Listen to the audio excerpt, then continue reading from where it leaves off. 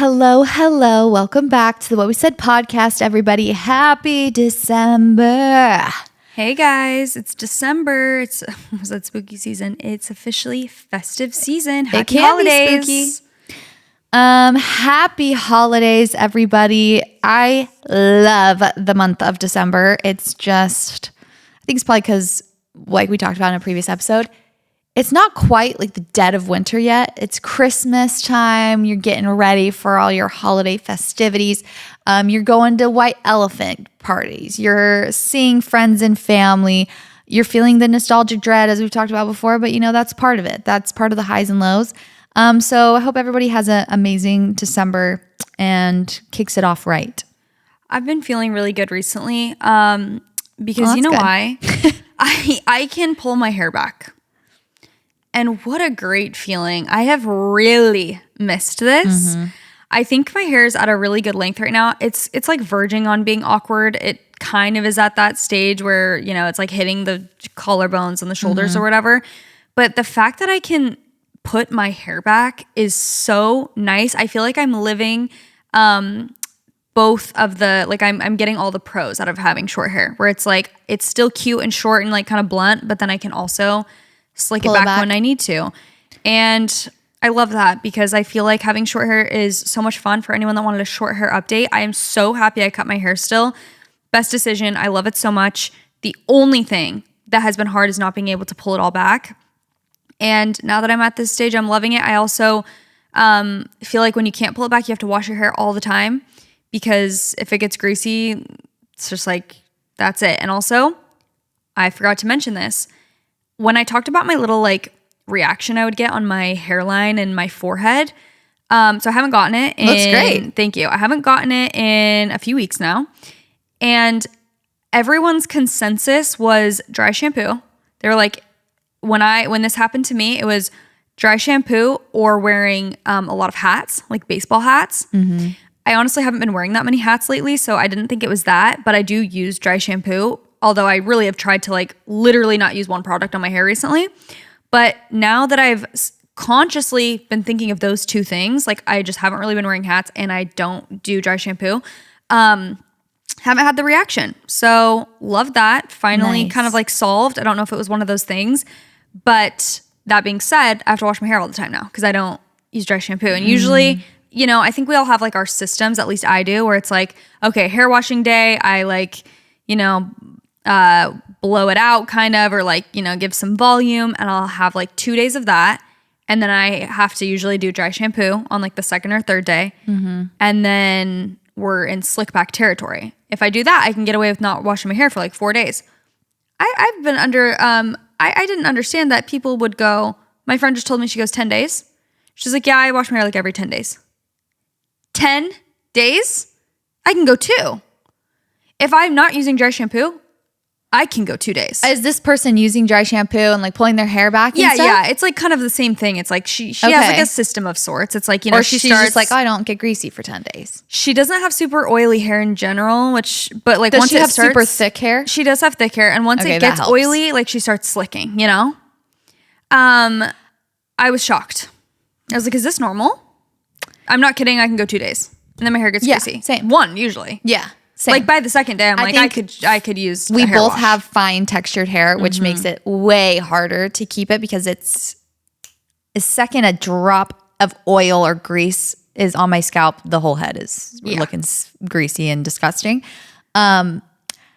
It's not even a look thing for me. It is a feeling. Mm-hmm. Like if I'm laying down and it feels like my hair is sticking to my head. I cannot do that. No. I have to shower. I have to wash my hair. I actually wash my hair a lot more now because my hair is short and it just takes 2 seconds to dry. Yeah. And I actually like the look of my hair when it's wet too. So it's just not really a thing that I have to think about anymore, which is really, really nice. Which is something I just surrendered to because even when I had long hair, my hair would get so greasy and disgusting just because I think I have super fine hair. But I actually never use dry shampoo.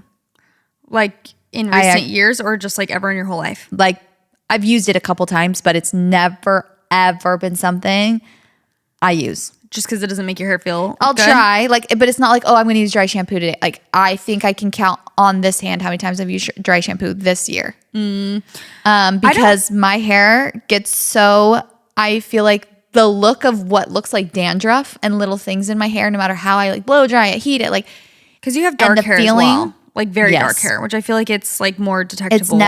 It's never a good thing. I'm always just like, this feels more disgusting. Yeah. I feel like it looks dirtier.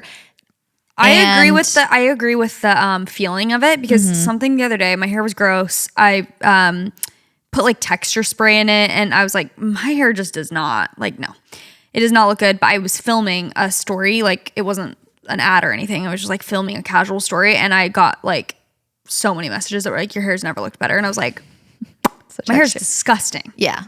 And so then it was clicking.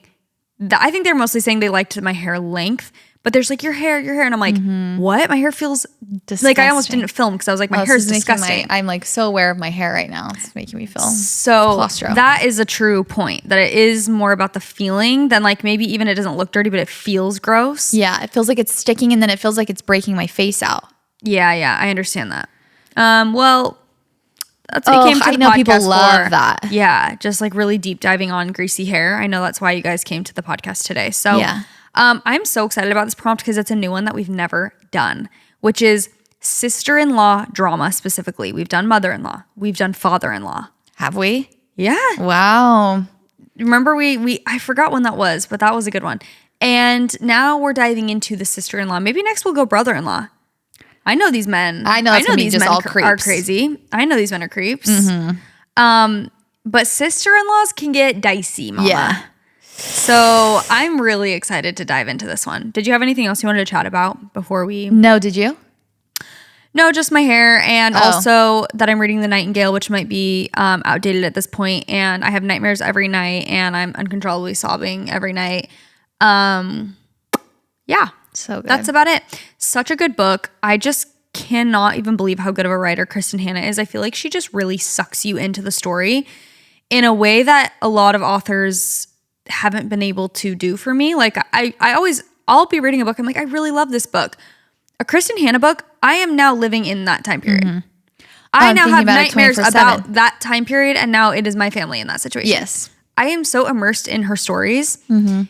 And I feel like she does that for many people. That's why her books are so popular.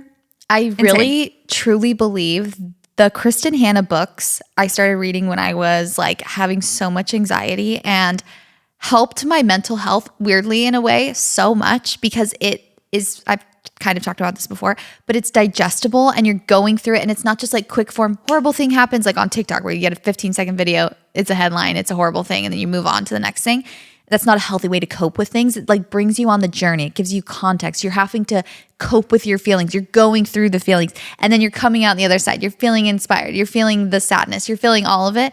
And I think it's really, really good for you based off of my scientific evidence. Your scientific research and evidence. Yeah. But I actually did read that in a book about why the people in Denmark are so happy, is because their media is really sad. Like their movies they watch don't have happy endings like Disney, like classic, like, and everything happened fine because from a young age they learned to deal with, they are very resilient, and that's what makes them happy. Interesting.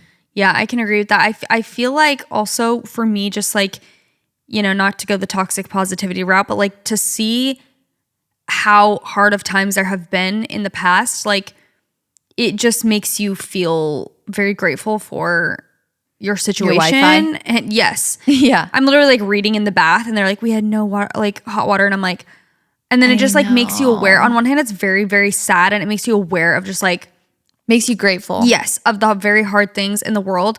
But on the other hand, you're like, why? Like it truly makes me feel like, why would I complain about like the things I complain about? Like it's a reality. It's like a slap in the face to me. Yes. Where I'm just like, these are dumb things that I'm like latching onto. Like, I'm mad about this. This is bothering me. It's like, yeah, well, it could be a lot freaking worse. Yes. So suck it up. Like, I like that mentality personally. I like a good slap in the face. And I feel like sometimes I love that.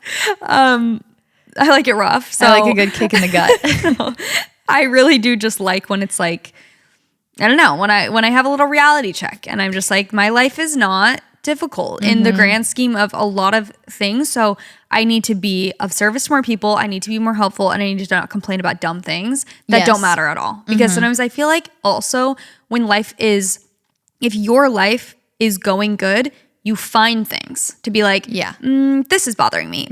And this too. And this is a conflict. Yes. And it's like, of course, we all have things. We need to feel our feelings, not just like shut them out. But at the same time, like don't go looking for issues when you are very blessed. You know what I mean? That's my takeaway from reading these books. Yeah, I feel the same way. And I feel like it also helps you not be afraid of hard things as well, where you're just like, okay, so people have lived the fulfilling lives, and we're going through actually terrifying times and horrifying things were happening all around them to them directly and their families. Like, and they still lived this life that was fulfilling and meaningful, and you see the meaning in that. And I feel like because we like almost live in a bubble wrapped world, it's good to have that realization of again, like not everything is a Disney movie, and it's okay. We don't have to like try and control it to be a Disney movie, happy ending, everything. We can just live our life and make the best of what's happening. And yeah, I love it. Ugh, I need to read. I don't know what Kristen Hanna book to read next. We should read Firefly Lane.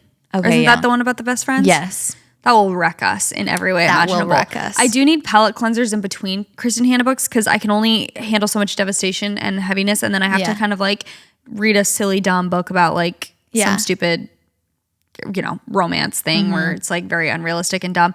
And then you got to get out of the time period. Because literally when I read The Nightingale, like I was in World War II. Yeah. You just are locked into that time and that reality. And that's her gift as an author. It's incredible. But it also is very, very sad. And yeah, I think it's good to read about. I do think I feel the same way. I feel like it's important to like read things like that. Even though that itself, it also makes me want to dive more into like historical fiction and nonfiction because it is so fascinating. And it's good to read about history and things that have happened and not like turn a blind eye or just, Yeah, it's extremely important. Yeah. History is so important. Which leads me to my next point. I think I'm going to go to college. Okay. Okay. Me and Nick have been talking about it so much recently. We're like, we want to go to school so bad. I want to go take history classes. Not like go to school to be a doctor or something. Surprise, surprise.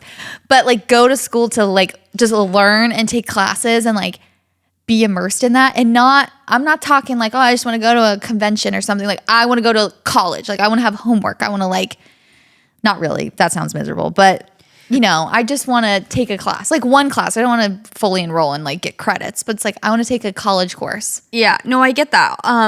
That was literally one of the, not like points, but that type of feeling, you're feeling that way because you're a brain rot influencer. And I've been over this. That's what point you get to. Is I think you crave learning, you crave new experiences, and you crave like doing something that is not related to like the internet or just whatever. I feel like everyone gets to that point. Not that, Well, what I was going to say, Susie Welch that did the values quiz? Sure. She teaches a class on like that, on the value system and stuff. Like she teaches a college course on that. I think at like, I forget where. I don't know if you can like enlist, please, me in the army. Since I'm in this Nightingale mindset. I'll be drafted. She teaches it. I don't know if you can take it online, but there are like one-off college courses that you can like go to at night. Yeah, I know. Or places. Okay. I'm like, I went to college. Yeah, true. I dropped out 2 days. But no, that's a reality. But I want to do. Me and Nick were saying like we need to enroll in a college course. I want to take like a history class. Like online, or you want to go to I want to go school? I want to go to community college. Like I want to go to a community college class at night and when I went to community college, when I first went to college, I took a women's history, like a women's study class. And I learned all about like patriarchy, matriarchy, the two that have existed in the whole time period of Earth. And I actually remember so much from that class. And then recently when I've been trying to look for a new book to read, I'm like, I find myself only wanting to read historical fiction. And I was like, well, maybe I should just, and Nick's been saying the same thing, especially I feel like the influencer thing on the bottom. Then on top of that, being a parent, I think talking to little kids all the time and the questions Case asked me, I'm like, I need to learn. Like he's literally knows more than me about so many different subjects because he like wants to learn about it. And he'll ask me questions that he'll tell me. He's like, do you know Mars has low gravity? I'm like, no.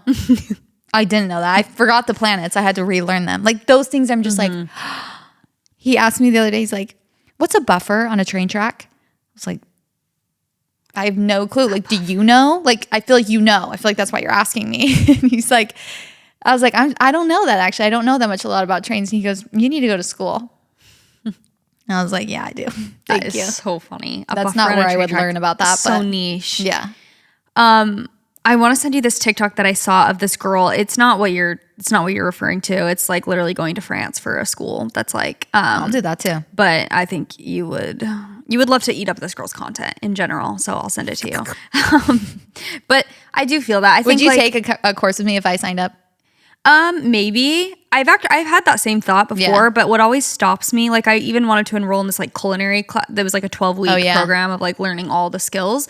But what always stops me is that like I do feel like my schedule is so unpredictable. It can't be like a top priority. I can't be like, that's not something that I could truly commit my time to, because it's like I just don't know when I'm randomly going to be gone or have like a commitment that I would prioritize over that, because it's like my full-time job. Yeah, you know? That's true. So that's what always stops me from things like that. That's why like online would be nice, but it is hard. I've kind of been more in the mindset of just like, oh, I want to take like master classes. Like I want to kind of study a certain subject, like even reading books about a certain subject. Obviously it'd be nice to like be in a full-blown course, but there's also, I'll have to send you, there are girls who do their own like curriculum. Like they'll basically devote their time to a certain subject and get a bunch of books and resources and maybe download like a course on it, and they'll do like one a month. So they're like, this month I'm going to be, and they like make their own kind of like curriculum. Like that's cool. So that's also an option. So I can be the what's the college guy? The main guy of the college. The main guy of the college? Like a principal. Oh, yes. What's it called?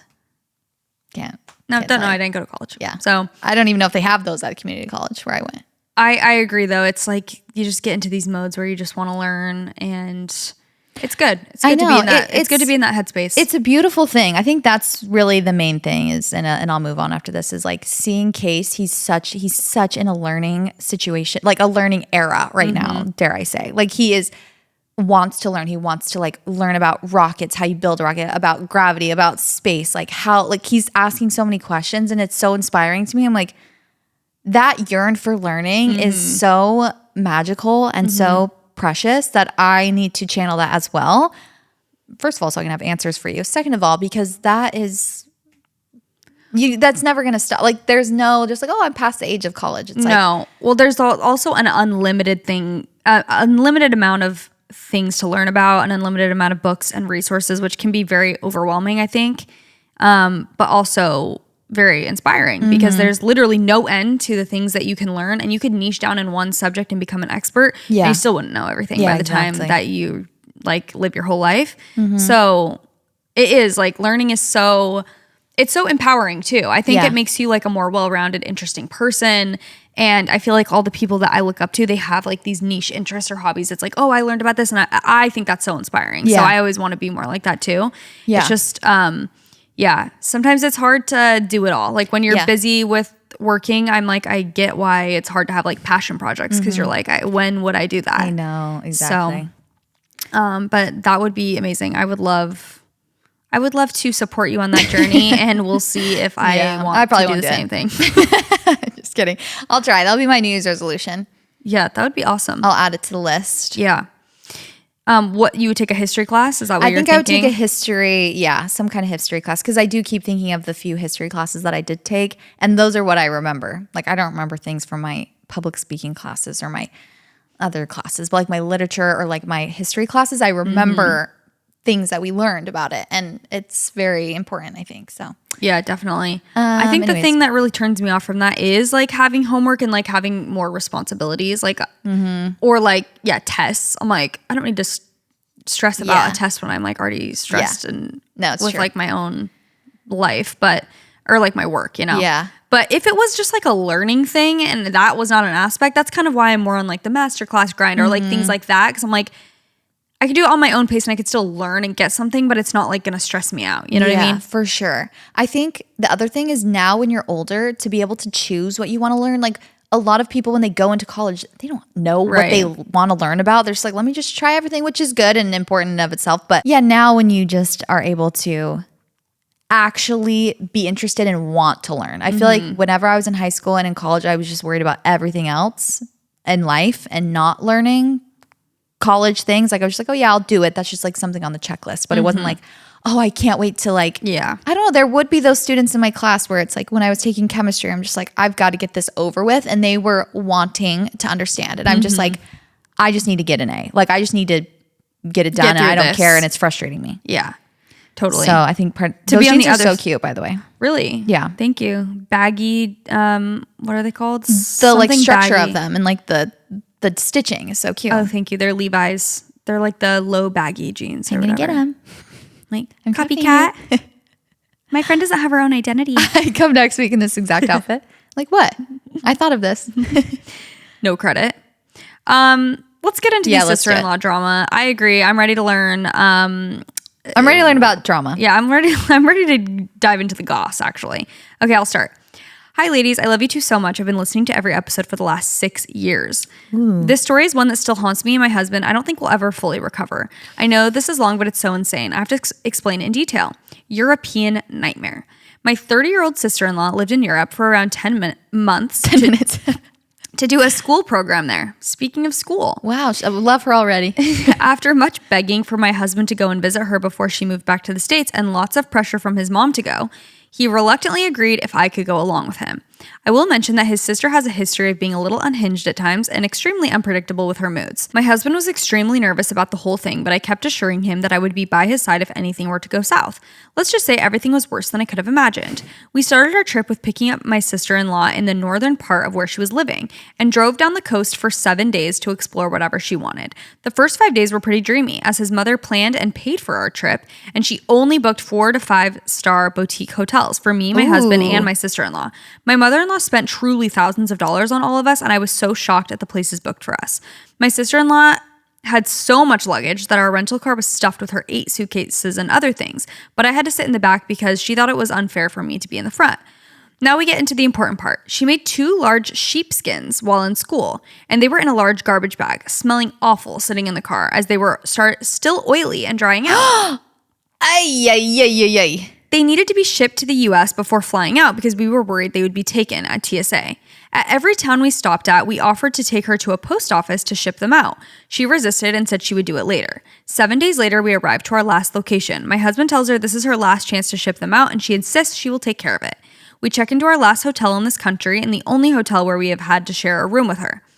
We have an early flight to Copenhagen in the morning, so as the night goes on, we realize her sheepskins are still in our hotel room and know she won't be getting them shipped out. Cute. She was out for the night with a friend she met on Reddit, so we call and send several reminders to her that we will be leaving at 7 a.m. sharp to catch our flight out. She stumbles in at 2 a.m. after shutting the hotel bar down and goes to bed. My husband and I wake up to her clothes everywhere, suitcases empty, and totally unprepared to leave to our flight. We wake her up and she's angry. She says, how am I going to ship these sheepskins out? Oh my gosh. Insufferable. Actually, my least favorite kind of person.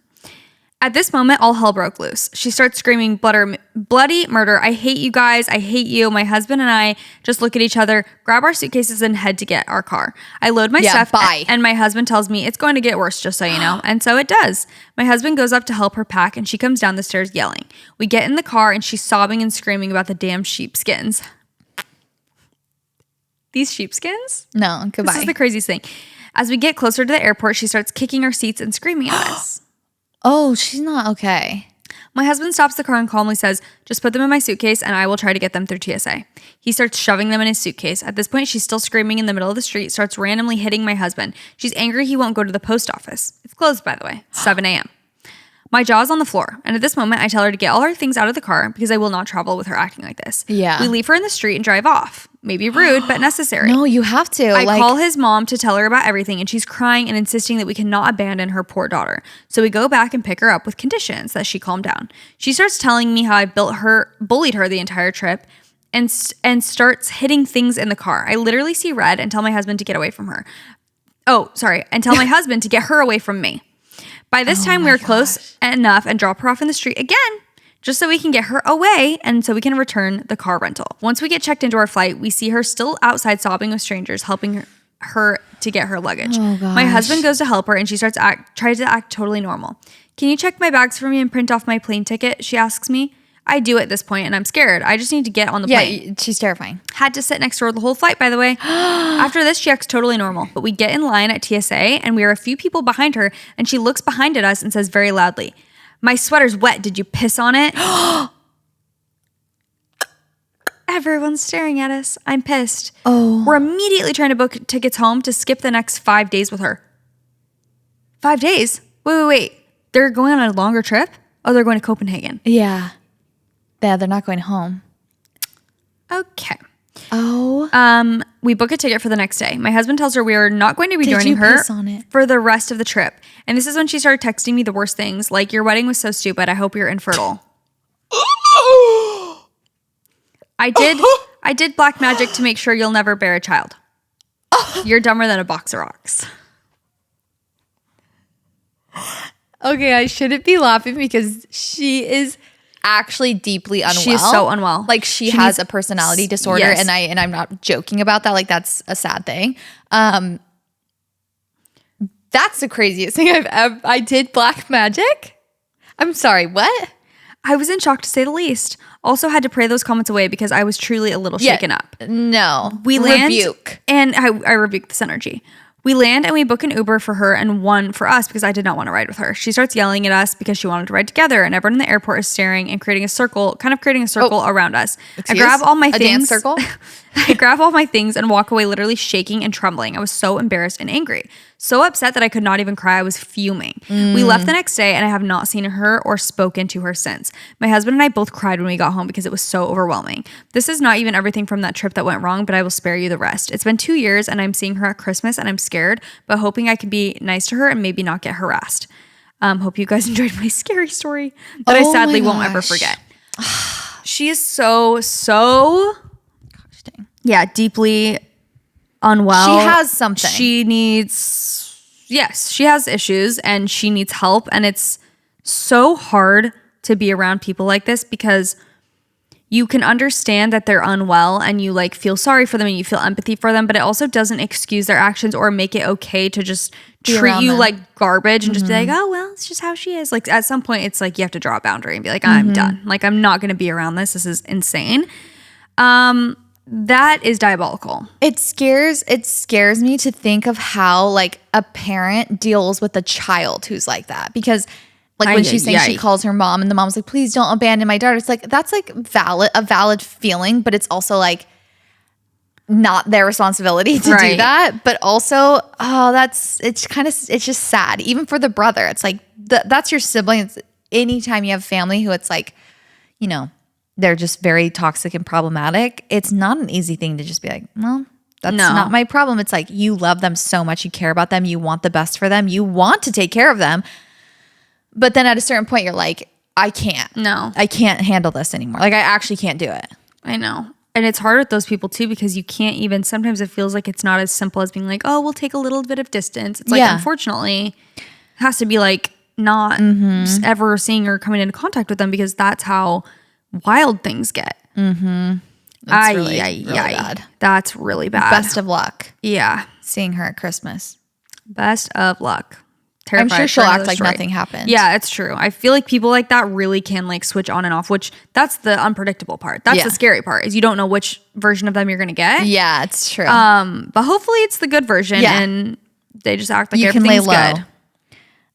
Your wedding was dumb is so kind of funny. Crazy. Like your wedding was dumb. Okay. Girl, okay. I was literally just looking for your advice column submission form because I needed to ask y'all about this, but since it pertains to my sister-in-law, this is absolutely perfect. So please tell me if I'm crazy here or if this is abnormal behavior. My brother and his wife are expecting their first child. Woohoo, so excited. I'm not super close with my sister-in-law because they've lived out of town since they got married a few years ago, and she's always been kind of quiet and reserved. I will keep other details of their background private because I'm not 100% positive that she doesn't listen to the pod.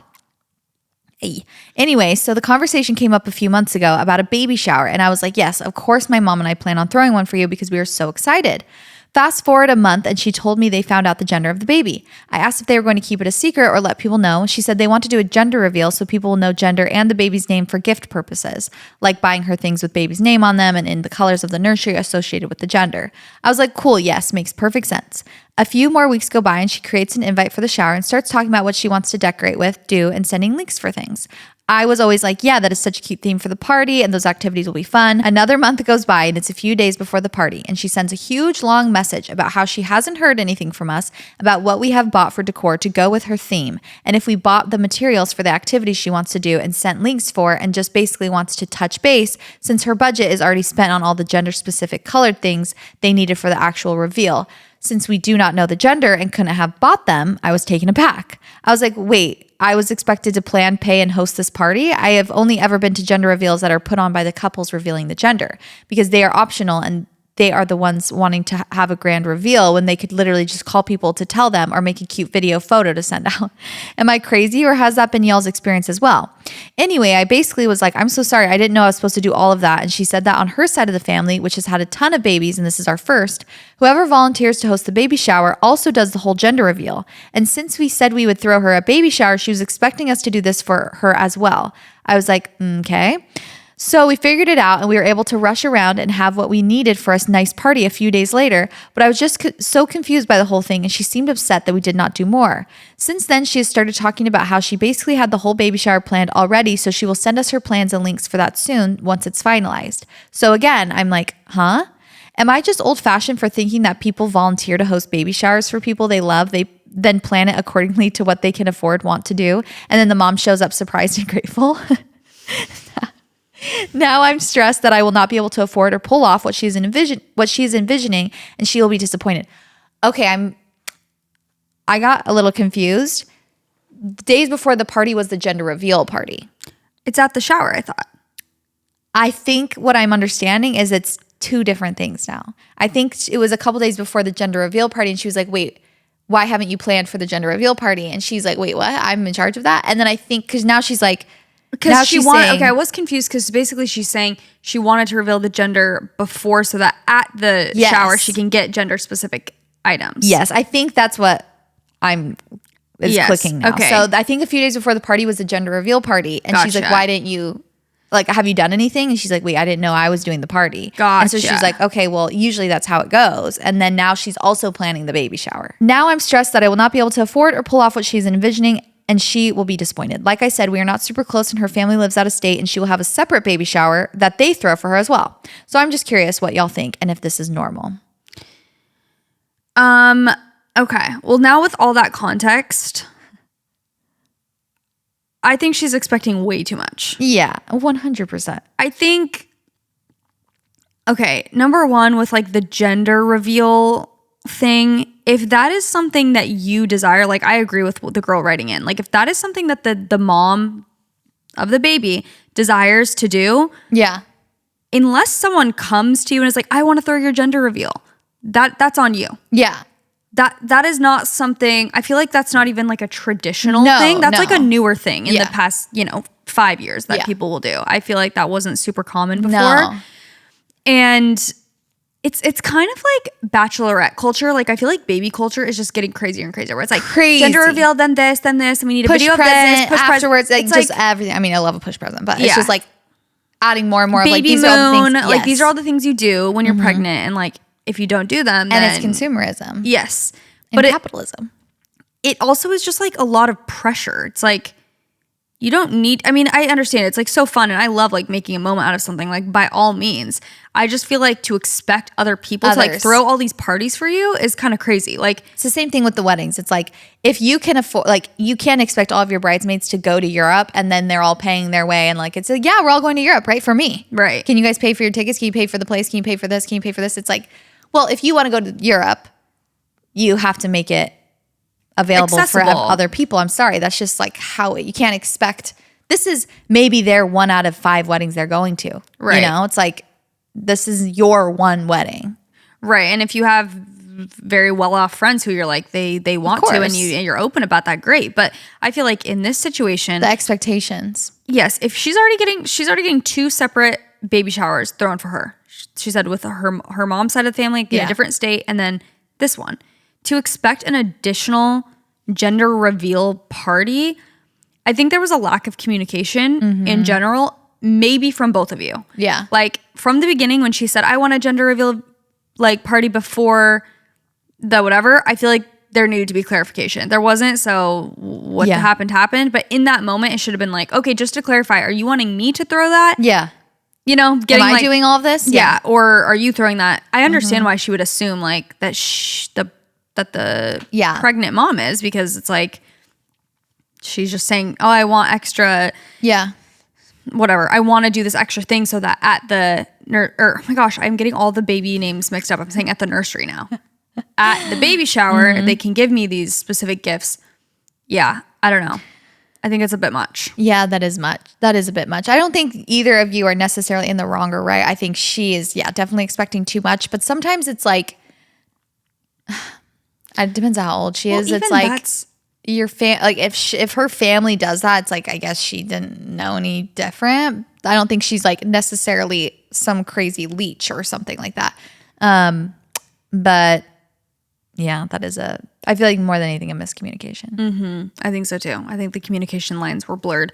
I also think even like in what she's saying, it's like, oh, well, I want a gender reveal thing so that they can give me gifts that have his name or the gender, whatever it is. It's like, it's all just like too high of expectations. Yes. It's expecting a lot out of everyone. You don't deserve that. You don't deserve these personalized gifts.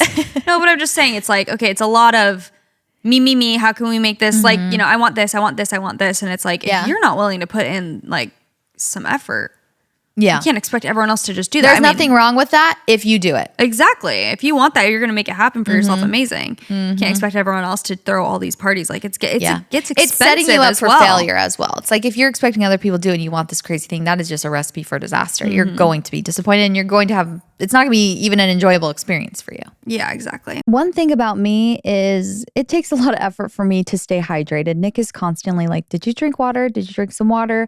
And usually the answer is no, but something that helps me so much stay hydrated is Drip Drop. I love Drip Drop. And when I'm hydrated, everything just tends to work better. My energy, mood, focus, literally everything improves. And with Drip Drop, it's not just about thirst, it's about keeping my body and brain running at full power. Drip Drop is doctor developed, proven fast hydration that helps your body and mind work better. And you guys, it tastes good. Sometimes I hate when you add something to your water, you know, for hydration, and then it doesn't even taste like water anymore. It's not refreshing and it doesn't feel good or motivating to drink it. But Drip Drop is the perfect amount of flavor and hydration and refreshing that gets you going. It uses a precise ratio of electrolytes and glucose for rapid absorption. So it delivers 3 times the electrolytes and half the sugar of leading sports drinks so that you feel results fast. More focus, better energy, improved mood, even glowing skin. I really do like that the taste of these is subtle and it's not overpowering. You don't feel like you're drinking this like super sugary juice. It's a subtle flavor, but it's really good and you just feel, you know, a little more motivating to drink and it's giving you benefits. Drip Drop is trusted by medical professionals, firefighters, and actually over 90% of top college and pro teams, which we love because it is engineered to rehydrate you faster and more effectively than water alone. They have 16 original flavors, 8 zero sugar options. I love the watermelon one. It's really subtle. It's really good. Also, to make it easy for you, Drip Drop has flexible subscription options, so you're never stuck without it. Whether you're on the job, at the gym, or just parenting, you will always have your drip on hand. Right now, Drip Drop is offering our podcast listeners 20% off your first order. Go to dripdrop.com and use promo code What We Said. That is dripdrop.com, promo code What We Said for 20% off. Dripdrop.com, use promo code What We Said now. If you are a last minute shopper, then you know how frustrating it can be if you go to look for a gift for somebody and all of the shelves are empty and the ideas are running low. Well, Aura Frames is the solution with a gift that feels personal. I know some of the hardest people to shop for are in-laws or grandparents. You want to give them something meaningful, and something that I personally know grandparents love the most are photos. They want photos of their kids. They want photos of their grandkids. They want to be up to date. And sometimes that can really make them feel just included in your life. That is why we've given Aura Frames to now both my parents, and they both love them so much because everyone can just upload their photos from wherever they're at to the Aura Frame, and they can see what everyone's doing in different states. And It's a really amazing gift for a friend or family member. You can also upload unlimited photos and videos at any time. You just download the Aura app and connect to Wi-Fi, which makes it so convenient. This is such a great gift for grandparents, for parents. I just feel like they eat up having photos. I know multiple people in Leif and I, like in our extended family, that love this and ask us to put photos on it so they can see Benny and stuff. It's really a sweet, thoughtful gift. For a limited time, save on the perfect gift by visiting auraframes.com to get $35 off Aura's best-selling Carver matte frames named #1 by Wirecutter by using promo code WhatWeSaid at checkout. That is AURA frames.com, promo code WhatWeSaid. This deal is exclusive to listeners and frames sell out fast, so order yours now to get it in time for the holidays. Support the show by mentioning us at checkout. Terms and conditions apply. We love Squarespace. If you are a creative, or honestly, if you just need a website for anything, whatever your business or your brand is, you can sell basically anything on Squarespace, and it is so nice. This podcast is brought to you by Squarespace, and we're so happy it is. We absolutely love them. Squarespace is the all-in-one website platform for entrepreneurs to stand out and succeed online. Whether you're just starting out or managing a growing brand, Squarespace makes it easy to create a beautiful website, engage with your audience, and sell anything from products to content to time, all in one place, all on your terms. Like they said, products to content to time. Literally, you can set up coaching. Chelsea did like online coaching through Squarespace. I have sold my photo presets. I've sold online courses. So you can do digital products, physical products. Really, you can do it all. They also have design intelligence. So this is combining 2 decades of design expertise with AI to unlock your strongest creative potential. Design intelligence empowers anyone to build a beautiful, more personalized website tailored to their unique needs and craft a digital identity to use across your whole online presence. Marketing and your website and just creating a beautiful digital identity is so important for a brand. I was just in a meeting the other day and we were just talking about how important branding is. And I feel like your website really goes along with that. And it's just nice to have a pretty website. Honestly, mine needs a refresh, but I love Squarespace. Also, if you are wanting to build a business, sell digital goods, sell merchandise, whatever it is, Squarespace Payments is the easiest way to manage your payments in one place with Squarespace so that you can get paid easier. Onboarding's fast and simple. You can get started in just a few clicks and you can start receiving payments right away. So you can give your customers more ways to pay with popular payment methods like Klarna, ACH Direct Debit, Apple Pay, Afterpay, and ClearPay. So go to squarespace.com for a free trial. And when you're ready to launch, squarespace.com/whatwesaid will save you 10% off your first purchase of a website or a domain. Again, that's squarespace.com/whatwesaid will save you 10% off your first purchase of a website or domain. Go check it out. Oh boy, did my family have some drama a couple of years ago. I need to preface this with the fact that I don't really like or get along with my brother. And at this point, I only interact with him at family gatherings, which means my sister-in-law, we'll call her Beth. Ooh, pointed. Is now my point of contact for my nieces. However, a few years ago, she did some crazy things. For some background context, she and my brother have been on and off for years. And when I first met her, she had a 2-year-old daughter. We will call her Lily, whom I absolutely love and is now 15. Throughout all these years, we treated them like family, and my sister, parents, and I treated Lily as if she was always part of this family. They later had a daughter together. We will call her Ella, who is now 8, and my parents planned the baby shower, babysat always, really helped to take care of her. Sorry, this is a bit long, but it was wild. When Ella was about 2, my sister-in-law and brother had this massive fight where she ended up getting him arrested. It seemed unwarranted, but I can't say for sure as I was not there. My parents bailed him out and he moved back in with Ella, and Lily went with Beth. Ella would go back and forth with my parents being the ones meeting for the exchange, as they had to keep Beth and my brother apart. Gosh. After a few weeks, she refused to let Ella come back to my parents and would not allow anyone in my family to see her. We went about 4 months without seeing her, as Beth said that she was not safe with us. Beth would go on Facebook and write absolute lies about my brother. One time wrote on a band's Facebook page that he had an affair with a man, and a whole bunch more. Band's? Like a BAND? Yeah, band. Okay. A band's very interesting. Okay. One Direction fan page. It's like, by the way, this man is a cheater. She would make insane Facebook posts for everyone in my extended family to see. She filed a court document that said awful things about my parents, said that they did so much stuff that they did not do in order to make it easier to keep Ella away. My parents had to spend thousands on a lawyer to fight this and clear their name, as well as to allow not only my brother, but any of my family to see Ella or Lily. Eventually, she let us meet Ella and Lily at a mall, and Ella got to spend 2 hours with us. After a couple of months, the back and forth eventually did continue with Ella coming to my parents as everything that was said against them was proven to be false. A year or so later, my sister and I realized that my brother was secretly meeting up with Beth again and that they were re-sparking their relationship. What? Beth started coming around more and more, and eventually we just had to accept they were back together. Nothing was ever said about the events that happened. No apology was ever made to anyone in my family. They're now married. Her whole family went to the wedding, but me and my sister were told that they were just eloping, so we shouldn't come home for it. We found out about that the next day.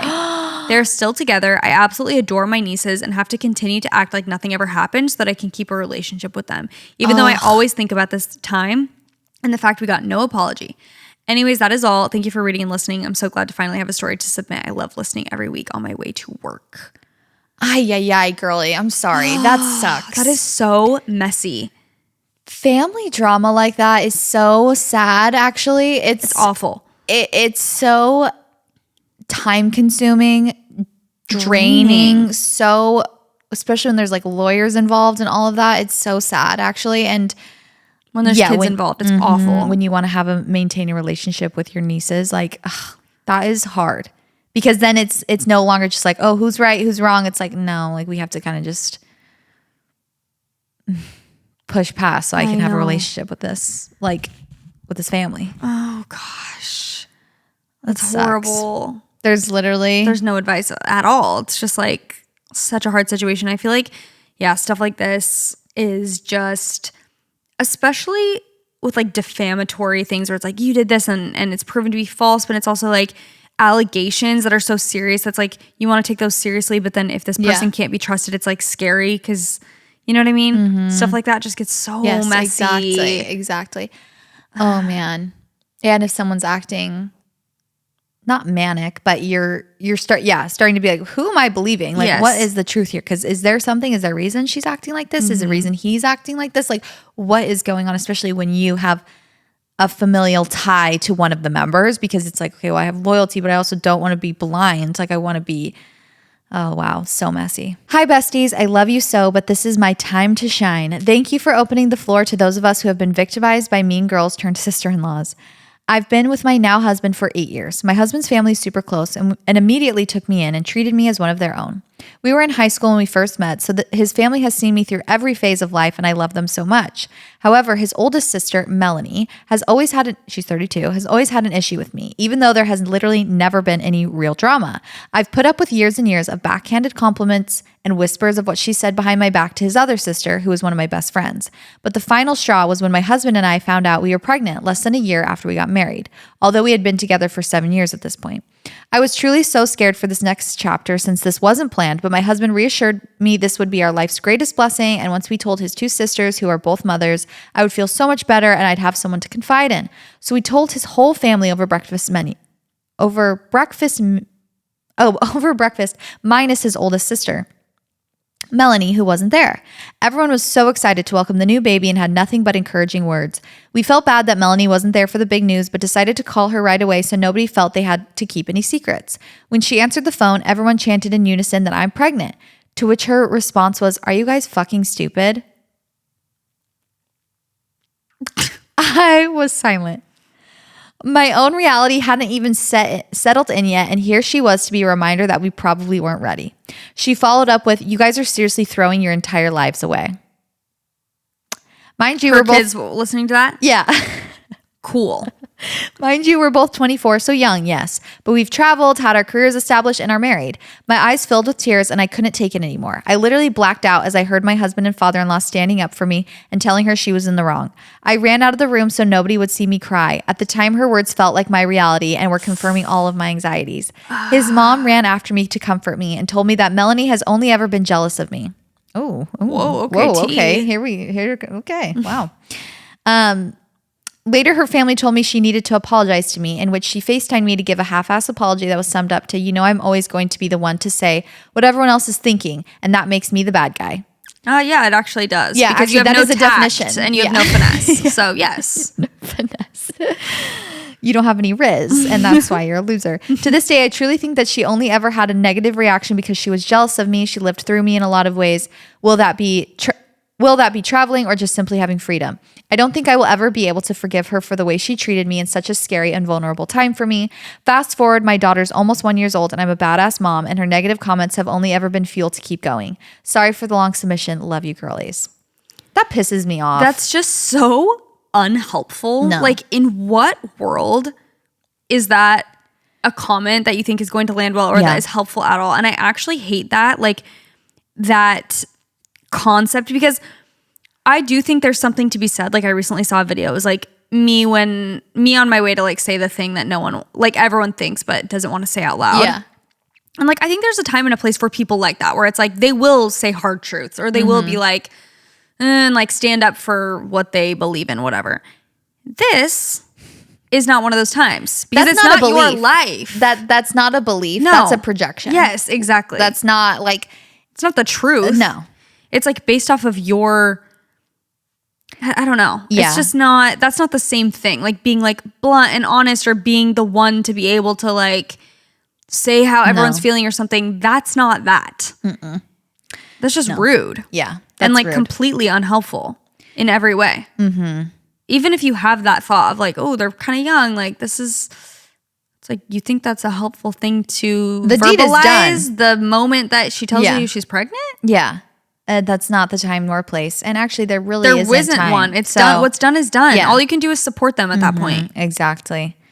There's nothing else. Yeah. I feel like the thing to fight as you get older is the like, sorry, boomers, like boomer energy of thinking that like now you have all of this life experience and yes, you know a ton, but you've only lived one life. Right. There are millions of other lives that have been lived and will continue to live, and they will be drastically different than your experience. And the thing to fight against is thinking that because you have all of this wisdom now, that you now know better than everyone else. Yeah. And I feel like when when people get a little bit older, they start to feel this entitlement of like, well, I know better now because I'm like, I've been a mom and I know, and you can't do this. And like, well, just the classic just wait things where it's like, okay, you're now stuck. And again, you might be right. Probably are right about a lot of things, but you also have to remember what it's like to be that age. Right. You have to remember what it's like, because while you're there to like guide and like, help the younger generation, think about at that age what actually helps and what doesn't. And an older person telling you, like, being discouraging, being not helpful, being mean, saying things that are just like crushing to you, not helpful. No. Not helpful, very actually damaging to your relationship as well, because they're going to start to think, oh, this person doesn't believe in me. Like they don't think highly of me. Even though the most frustrating thing when you're young is feeling like people don't have faith Trust in you. Yeah. I agree. Where it's like, I can only be this age. I can only be where I am. I can only be 24 and pregnant. I can't be 32 and like, I'm only once here. I'm there, I'll have, once you're there, you will have that hindsight or whatever it is, but you're not in that here. stage right now. I can't change that. Yeah. Yeah. No, I completely agree with that. And like, she thinks she's like, she thought she ate. Like, I said what everyone else is thinking. That like pisses me off. No, I hate that. You are her family. You're supposed to be there to support her in this situation. And especially if she's like not coming to you for advice. She's coming to you excited. Yeah, actually I didn't ask. Follow her lead. So I can't with that.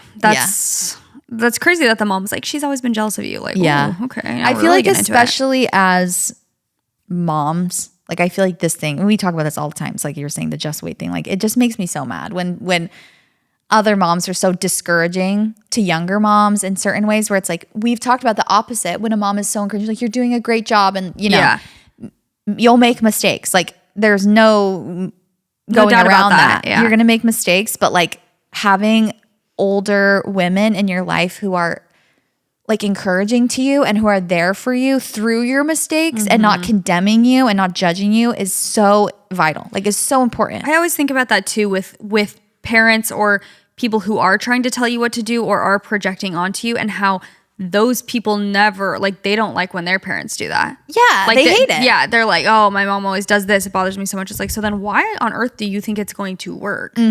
Telling someone, like you said, like condemning them. It's like, very confusing to me. Okay. Where to begin? Firstly, I invited my sister-in-law to be in my wedding party along with her other sister. The day after I had my wedding shower in the summer, we were supposed to have an engagement party at my husband's house. However, my sister-in-law got engaged that day after my wedding shower.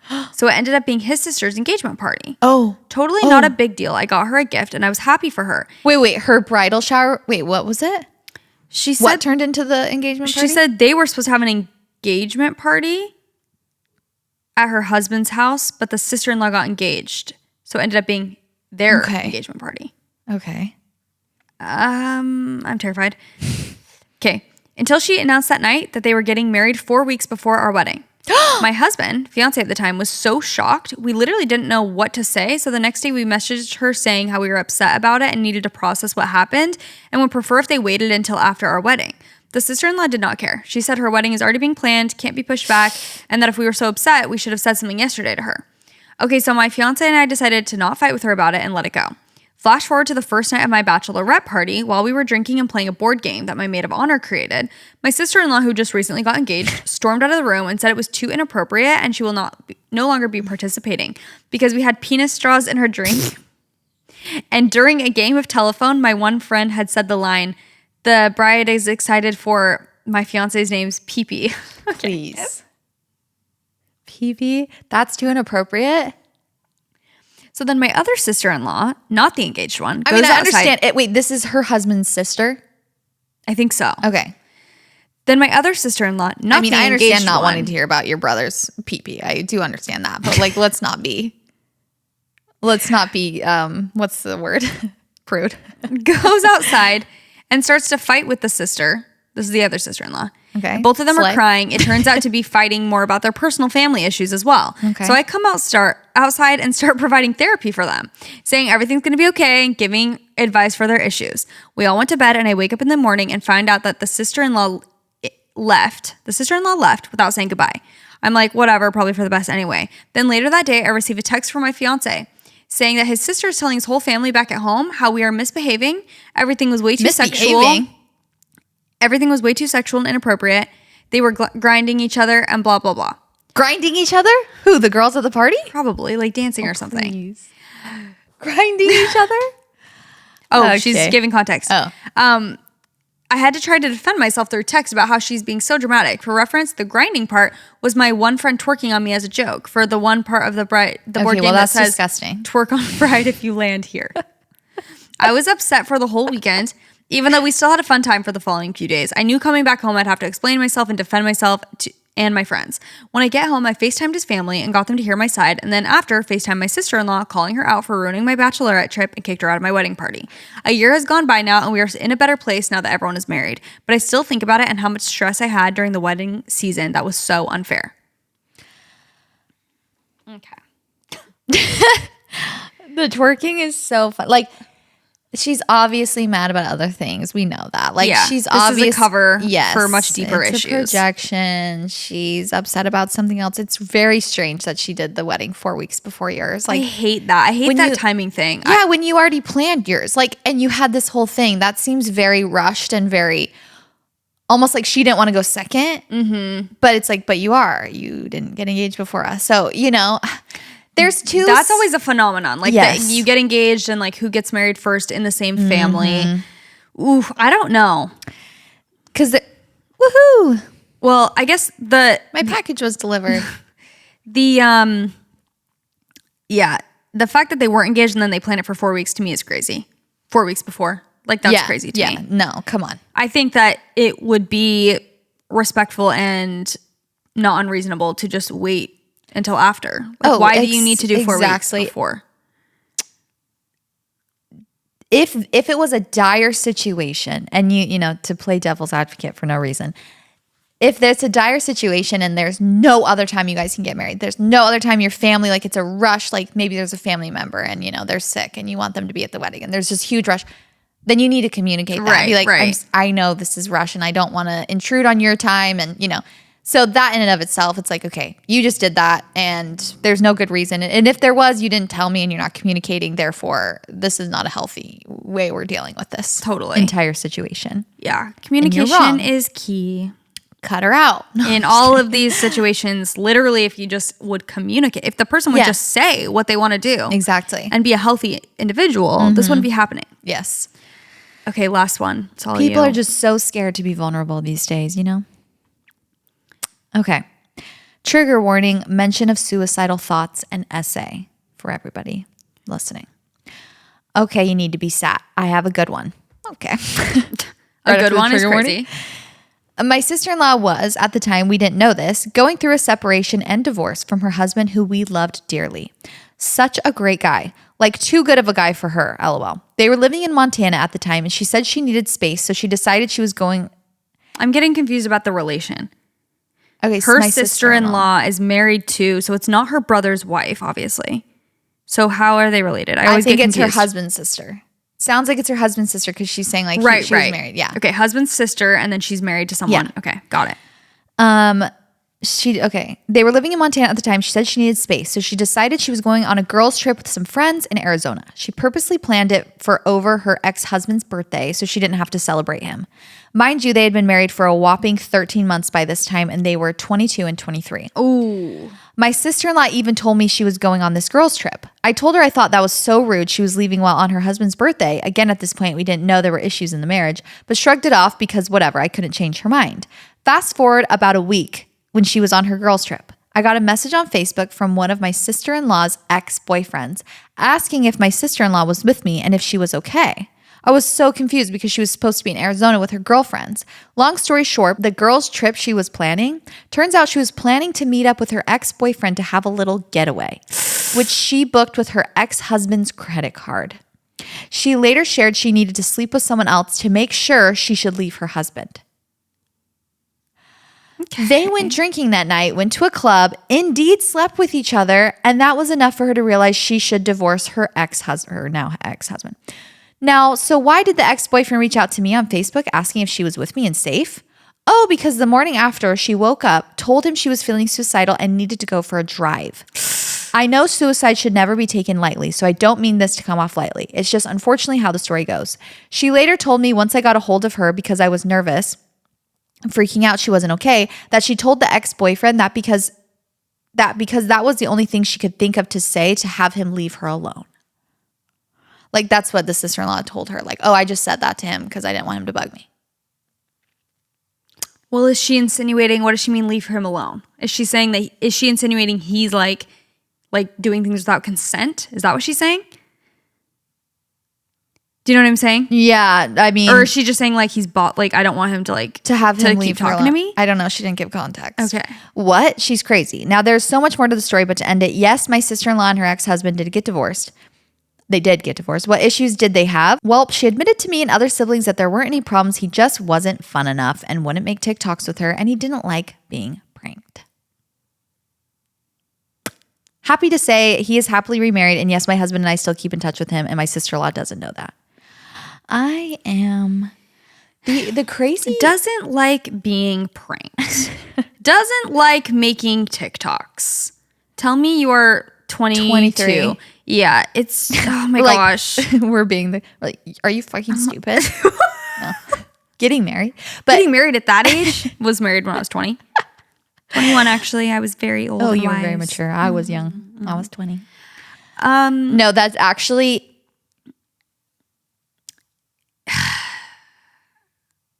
insane. I'm actually scared, Chelsea. I want to talk to you about something, but I just know we can't talk about this know we can't talk about it publicly. Just say it. This show is sponsored by BetterHelp. Now that the days are feeling shorter, and oh boy, are they feeling shorter. They don't have to feel so dismal. And I think something that can be hard about the holidays is feeling lonely when people go back to their families and everyone seems like, they're connecting with loved ones. And if you're not experiencing that, it can feel very isolating and very lonely. Even sometimes when you're surrounded by family and friends, you can also feel lonely. So I think it's super important to make sure we're staying connected and involved in our communities during this time. So whether it's just reaching out, sending a text to a friend, maybe grabbing coffee with someone that you haven't seen in a while, or even reaching out for therapy can feel difficult, but it's always worth it. Take it from me. It seems like a big deal at first to be like, okay, I got to sign up for therapy. It's on my checklist. But then once you do it, you're going to be wondering, why didn't I do this sooner? It's so helpful to be able to talk to someone who is a professional who can help you navigate different times in your life and just empower you to be the best version of yourself. So definitely check out BetterHelp this holiday season. BetterHelp therapists work according to a strict code of conduct. They're fully licensed in the US. Also, BetterHelp does the initial matching work for you based off of like a little thing you fill out so that you can focus on just your therapy goals. It's a short questionnaire. It's going to help them identify your needs, your preferences, and then they use their 12 plus years of experience. And they also have an industry-leading match fulfillment rate to match you with a therapist. And then if you're not happy with your match, you can switch to a different therapist at any time from their tailored recommendations, which is so important. It's so important to feel connected and comfortable and totally trust your therapist. And they have over 30,000 therapists. BetterHelp is one of the world's largest online therapy platforms, having served over 5 million people globally. And it works with an average rating of 4.9 out of 5 for a live session based on over 1.7 million client reviews, which is pretty crazy. So this month, don't wait to reach out. Whether you're checking in on a friend or reaching out to a therapist yourself, BetterHelp makes it easier to take that first step. Our listeners get 10% off their first month at betterhelp.com/whatwesaid. That is betterhelp.com/whatwesaid. I absolutely love Skims. I've always got something Skims on my body, and that is a guarantee. Their pajama sets are so soft and so comfortable. I love them and I wear them most nights. And they also have really, really cute and a lot of different options for the holidays. They have cute matching sets for you, for your kids, for your husband. They have men's stuff. And I just have yet to meet something from Skims that I don't like, honestly, and that's not so comfortable. I am so specific about what I sleep in, especially at this stage of my life. Like, the quality of my sleep is so important to me, and that includes what I wear to bed. I sleep better 100% when I feel good in the fabrics that I'm wearing, and I am a very specific person when it comes to the specific fabrics as well. And even like how heavy they are. Like, if I'm sleeping in pajamas that are too thick, I will not sleep well because I get hot. So it has to be like light, breathable, and Skims just has lots of different options depending on your preferences. Their fabrics are so soft. They have really cute prints, really cute colors, and they just get it right every time. I absolutely love them.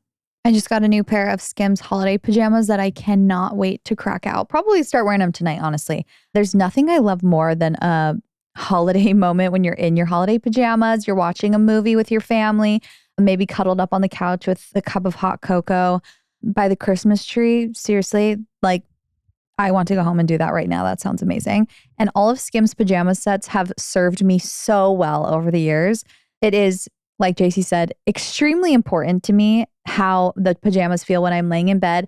I tend to move around in my sleep a little bit. So if it's catching on something or if it's a little scratchy, I cannot do it. And Skims never steers me wrong. So shop our favorite pajamas at skims.com. After you place your order, be sure to let them know we sent you. So select podcast in the survey. Be sure to select our show in the drop-down menu that follows. And if you're looking for the perfect gifts for everyone on your list, the Skims holiday shop is now open at skims.com. Go check it out. We are a Clean Simple Eats household. We are a Clean Simple Eats podcast. We love them. If you are looking for protein powder, if you're trying to be getting more protein in your day-to-day life, a protein shake is one of the easiest ways. There's also so many different things that you can add protein into. Like, I know a lot of people like Greek yogurt, add a scoop of protein into it and put some like berries and granola and stuff like that. Clean Simple Eats is such a good way to, it's just so nice to add a scoop in and get some extra protein in your day, and it tastes delicious. I love Clean Simple Eats so much. Their flavors are incredible. I use their coconut cream, their chocolate brownie batter, their vanilla, like year round all the time, but they also have such good and fun holiday seasonal flavors. You guys have to go to their website and just like look at all the stuff they have, because I truly have not had a flavor that I didn't like. They're so good. Also, their protein powder has nothing artificial in it. So they're third-party tested, non-GMO, soy-free, and there's zero added sugar. Each serving has 20 grams of grass-fed whey protein isolate, and the protein powder is just so creamy and smooth. It doesn't have that nasty, chalky, proteiny aftertaste that so many protein powders have. I'm just in love. If you've never tried Clean Simple Eats before, they even have a protein powder variety pack, so you can try individual servings of multiple flavors before you commit to that full size bag, which is the perfect way to find your new favorite flavor if you're looking to get, invest in a big bag, but you don't know if you're going to like it. So in addition to their best-selling protein powders, Clean Simple Eats also has clear protein powder. So you just mix this powder with water and get a super refreshing and light drink with 20 grams of protein. Anytime family comes to visit us, I've said this before and I'll say it again, they love our Clean Simple Eats products that we share with them. So you can visit cleansimpleeats.com and use code WhatWeSaid10 at checkout for 10% off your order. That's cleansimpleeats.com, code WhatWeSaid10 for 10% off your order. Link is also in the show notes for you guys. You can go check it out. I have seen things on social media lately of like a young couple, okay, just getting married. And it's like the things how young that they're doing, I don't know, like very early 20s probably. Okay. And like the things that they have done, like at their wedding and just like is so chronically online and like so young that it like actually sends a shiver down my spine, where it's not even like I'm trying to be like wise and judgy. I'm just like, okay, wait. You don't understand the gravity. Marriage. Like I'm like, this is marriage. Like you are getting married to this person forever. And I understand I got married when I was 2 years old. So it's like, why am I speaking on that? But I feel like the nature of all the things that they were even like, I'm scared. like doing and talking about and just like, it was all just the feeling, wedding, you're saying? Everything, like leading up and the wedding and after, it was feeling so like genuinely, it felt like they were like 17, like dating for the first time. Like we should do this at the wedding, just like crazy stuff that I'm like, yeah. Like that's so, I don't know. I can't really like talk about more context, unfortunately, because it'll give away. But I feel like I'm sure they are like happy and in love. I just feel like the gravity of marriage is like, that's when stuff like this happens, when it's like, he's boring actually. And like, it's like, when you're marrying someone, you're like committing to them forever. That's what it is. And that's why it is troubling sometimes when people get married when they're very young. And I have no problem admitting that it's like we just got lucky. Like I feel like it's not even that I'm like, but I knew better. It's like no, I just like luckily got lucky with like who I married and like our compatibility. We've like grown in the same direction. That's very fortunate.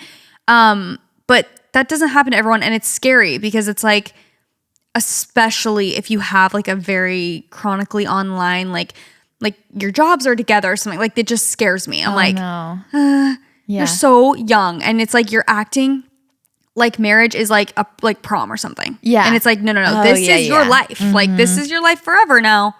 You know? It's just like I'm not even insinuating they're like not a good match or they're marrying the wrong person. I just feel like they look and feel so young to me, and like the things they're doing are so like unserious. Yeah. And I'm just like, oh. About a serious thing. But that was reminding me of it because it was kind of giving that same energy. Where it's like the things they want to be in TikToks. Yeah. The things they prioritize are like so not big picture at all. It's just like, oh yeah, scared. You know what I mean? It's spooky.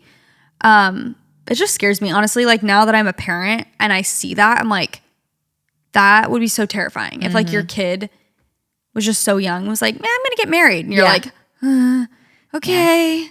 Good luck. Good luck. I hope it works out. And again, you can totally like get married young and be together literally forever. I feel like that happens all the time. It is just like it's a luck thing. Yes. At some point. Yeah. Like obviously compatibility, there's a lot of factors, but a lot of it is just like, well, luckily we grew in the same kind of direction. So that's good. Yeah. But, oh my gosh. That is a terrifying thought. Yeah. Truly terrifying. I know. What was I just going to say about that situation? I forgot. Because I went on this whole other tangent, but sounds like he's better off and he's remarried and happy. So good for him. That's good. And it is very unfortunate when also people manipulate and take advantage of very serious things like that, like saying they're suicidal, and then you find out later it's just like, oh, I just said that, and it's like, okay, well, that's not something to just not even joke around, but like say lightly. And unfortunately, it's like the boy who cried wolf. It's like when people do things like that over and over, where they're just saying things to say them. Your trustworthiness just goes plummets. It's like, well, that's a very serious thing. So we shouldn't be throwing that around. And if you're going to continue to throw things like that around, it's hard to like take you seriously in these moments, you know? Exactly. Well, that was a doozy. That was a doozy. Ugh. Thank you. Same. Thank you for writing in, guys, about these shocking situations. Brother-in-laws, we're coming for you next. Yeah, we're coming for you next. And I just know you're all going to be creepy. I I want to hear what they have to say. Not them. I want to hear what the people have to say about the brother-in-laws. Thank you guys so much for writing in. Happy December. Hope you're having a great holiday season. Thank you guys so much for all your support throughout this year, throughout this season. We love you guys so much. And that's what we said. Goodbye. Bye.